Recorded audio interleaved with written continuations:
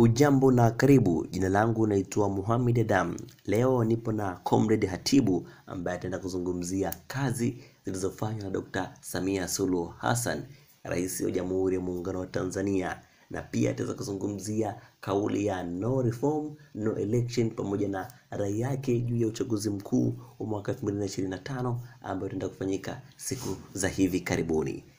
Comrade Hatibu, unazungumzaje kazi alizofanya Dr. Samia Suluhu Hassan, Rais wa Jamhuri ya Muungano wa Tanzania, na pia unazungumzaje kauli ya no reform, no election, na pia kwa upande wako una rai gani juu ya uchaguzi mkuu ambao unaenda kufanyika siku za hivi karibuni mwaka 2025?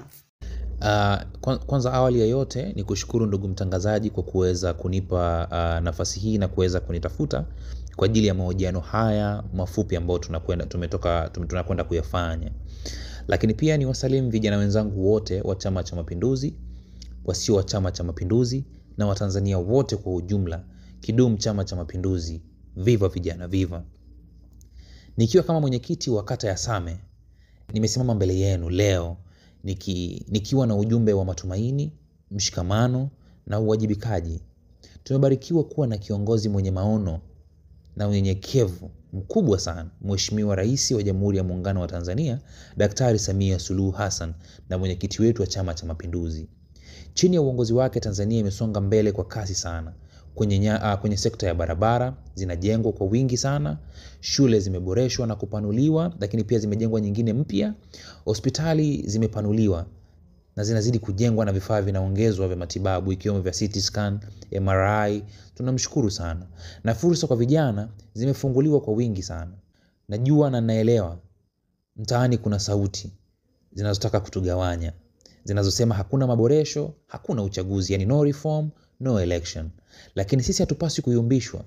Tuwe watulivu, tuwe wavumilivu. Tusikubali kutumiwa na wale wanaotaka kuvuruga amani ambao ni tunu ya nchi yetu, ambao tumedumu nayo kwa muda mrefu sana. Chama cha Mapinduzi hakijawahi kushindwa kulinda umoja wa taifa letu wala amani yetu. Na chini ya Mama Samia, chama hiki ni imara na kina mwelekeo thabiti zaidi. Tuendelee kuamini katika mchakato wa maendeleo. Tumwamini rais wetu na tushirikiane naye kwa ajili ya kuilinda amani yetu, lakini pia kwa ajili ya kuinua jamii zetu. Mwaka huu wa 2025 ni mwaka wa uchaguzi. Tujitayarishe kwa busara, kwa amani, kwa ushirikiano. Tuonyeshe nguvu ya vijana, si kwa vurugu, bali kwa mshikamano na kujitolea. Tushirikiane na rais wetu, Jamhuri ya Muungano wa Tanzania, Daktari Samia Suluhu Hassan.